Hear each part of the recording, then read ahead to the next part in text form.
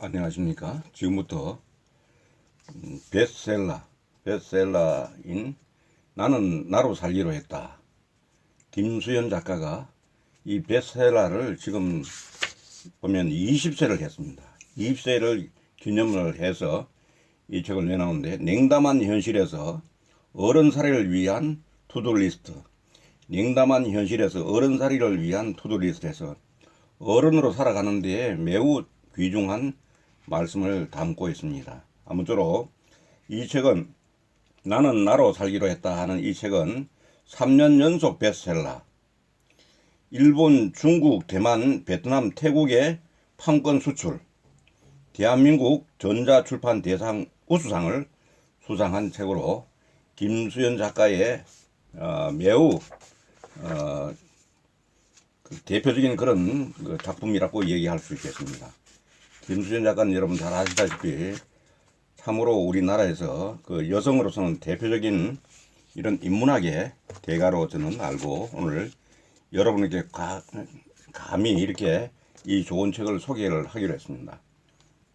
우선 이 책의 특징이 보면은 여기에 목차만 잘 보더라도 그 내용들을 우리가 충분히 잘 음미하고, 여기 있는 것처럼 냉담한 현실에서 어른살이를 위한 매우 큰 어떤 도움이 되지 않겠는가, 이런 관점에서 여러분께 이 목차를 한번 쭉 보는 것만 하더라도 매우 도움이 될 것이다 하는 이런 생각을 가지고 한번 목차를 한번 먼저 보도록 하겠습니다. 먼저 나의 삶을 존중하며 살아가기 위한 투두리스트, 나의 삶을 존중하며 살아가기 위해서는 어떤 것들을 해야 될 것인가 하는 그런 얘기입니다.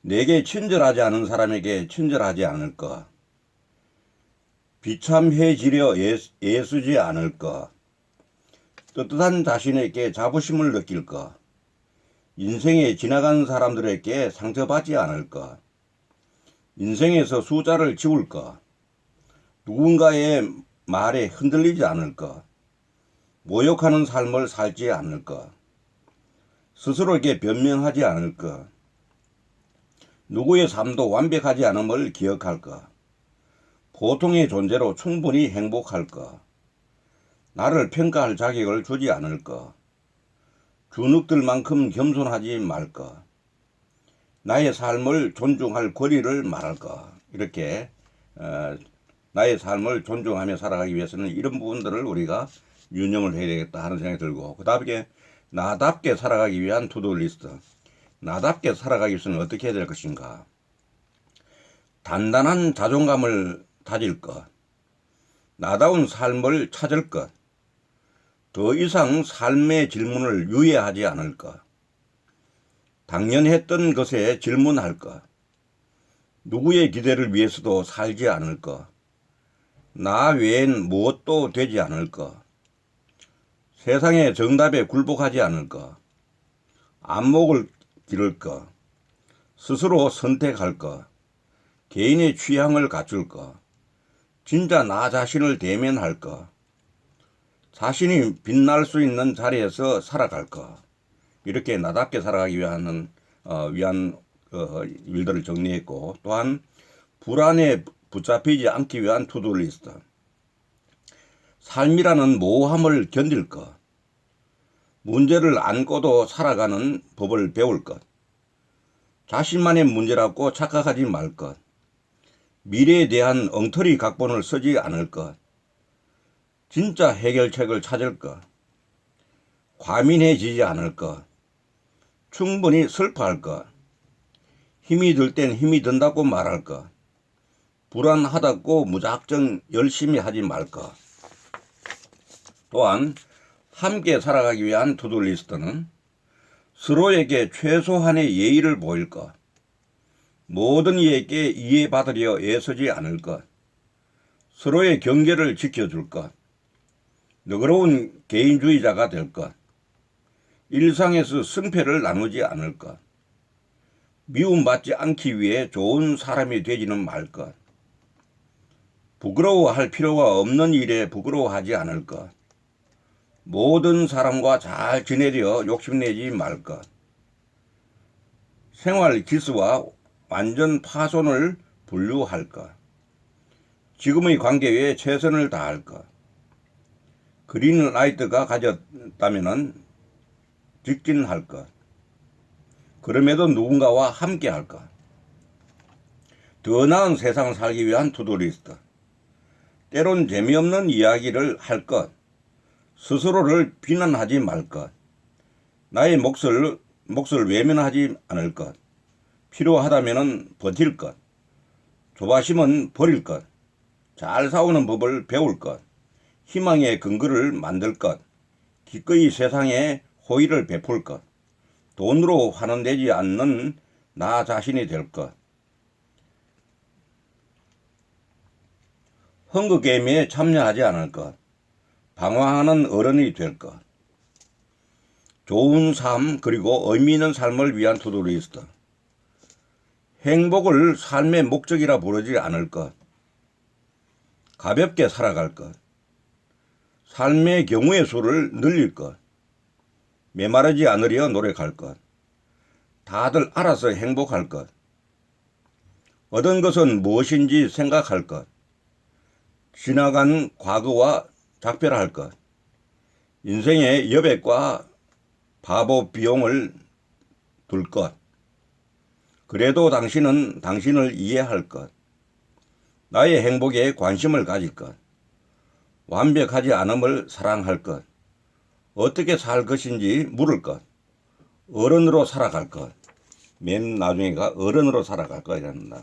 우리가 참으로 어른으로 살아가기 위해서 나는 나로 살기로 했다. 나는 나다운 어른으로 살아갈 것을 여러분 우리가 검수현 작가를 통해서 우리가 터득을 해야 되겠습니다. 생각해 보면은 나는 이유가 궁금했다. 그래서 학창 시절 선생님이 내게 무언가를 시키면은 언제나 왜요? 라고 물었다. 그러면 사람들은 내가 반항을 한다고 여겼는데 나는 정말 이유가 궁금해서 물어본 거였다. 묻지도 따지지도 말라는 건 내겐 너무 어려운 일이었다. 그런 나는 어른이 되었고 어느 날 문득 나 자신이 초라하고 무력하게 느껴졌다. 애매한 나이에 애매한 경력과 애매한 실력, 나는 제대로 갖춘 것도 보장된 것도 없는 애매한 사람이었다. 어쩌다 이렇게 애매한 어른으로 자라버렸을까? 그때 나는 내가 뭘 잘못했을까 생각했다. 전공 선택을 잘못했던 걸까? 대학교 때 조금 더 열심히 하지 않은 게 잘못이었을까? 일하며 더 버티지 못한 게 잘못이었을까? 그런데 아무리 생각해도 나는 잘못이 없었다. 물론 내 인생에는 약간의 실수와 방황과 오류가 있었지만 그건 삶에 있을 수 있는 시행착오가 아닌가. 나는 학창시절 선생님 말의 이유가 궁금했듯이 아무 잘못 없는 개인이 왜 초라함을 느껴야 하는지 알고 싶었다. 그때 나는 많은 책을 읽었는데 취미의 책 읽기가 아니라 정말 궁금해서 읽었다. 나는 왜 초라해졌는가에 대하여, 나는 왜 부족한가에 대하여, 나는 왜 아무것도 아닌가에 대하여. 그리고 궁금증을 해소해가며 내가 내린 최종적인 결론은 세상이 나의 존재를 무가치하게 여길지라도 나는 나를 존중하고 나로서 당당하게 살아가도 된다는 것이었다. 이 책은 내가 느꼈던 초라함의 이유이자 나를 초라하게 했던 모든 것들에 대한 나의 답변이다. 그동안 책을 쓰며 나는 독자에게 잠깐의 위안과 잠깐의 따뜻함을 주었다고 생각한다. 하지만 조금 더 오랜 시간 머무를 수 있는 단단한 위안이자 응원이고 싶었다. 냉담한 세상에서 아무런 잘못 없이 스스로를 질책해야 했던 나와 닮은 누군가에게 전하고 싶다. 우린 잘못이 없다고. 나로서 당당하게 살아가도 된다고 말이다. 고을은 보통의 존재가 내가 아닌 것을 시기하지 않으며 차가운 시선을 견디고 있는 그대로의 나로서 살아가기 위하여 하는 이 프롤로그를 통해서 이 책을 쓰게 된 근본적인 동기를 이야기하고 있습니다. 여기 보면 이제 이 앞에 있는 목차대로 쭉 목차대로 이제 내용이 전개됩니다. 이 책을 보면은 우리는 자기 자신 외에 아무도 그 무엇도 될 수 없고 될 필요도 없다는 그런 이 책 전체를 설명을 하고 있습니다. 진짜 나로 살기 위한 뜨거운 조언들, 어른이 처음인 당신을 위한 단단한 위로들을 여기 실고 있는데, 여러분이 한번 시간 내서 이 책을 보신다면은 우리는 자기 자신 외에 그 무엇도 될 수 없고 될 필요도 없다는 결론에 이를 것입니다. 진짜 나로 살기 위한 뜨거운 조언들을 볼 것 같으면은 비참해지려 애쓰지 않을 것, 자신만의 문제라고 착각하지 말 것, 스스로에게 변명하지 않을 것, 모든 이에게 이해받으려 애쓰지 않을 것, 불안하다고 무작정 열심히 하지 말 것, 인생에 지나가는 사람들에게 상처받지 않을 것, 미래에 대한 엉터리 각본을 쓰지 말 것, 누군가의 말에 흔들리지 않을 것, 세상의 정답에 굴복하지 않을 것, 주눅들만큼 겸손하지 말 것, 지나간 과거와 작별할 것, 필요하다면 버틸 것, 나다운 삶을 살 것, 이런 걸로 요약을 할 수가 있겠습니다.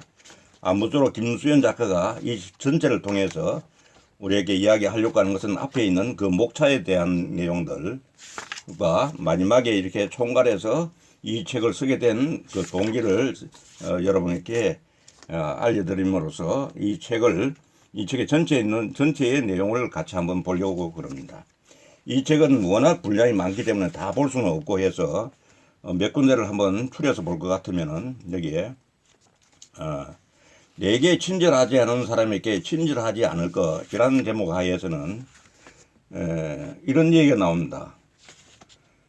민주화 운동을 하다 고문을 당했던 사람들이 과거를 떠올릴 때 가장 괴로운 건 그때 겪은 고통이 아니라 고문관에게 잘 보이려 했던 자신의 비굴함이라 했다.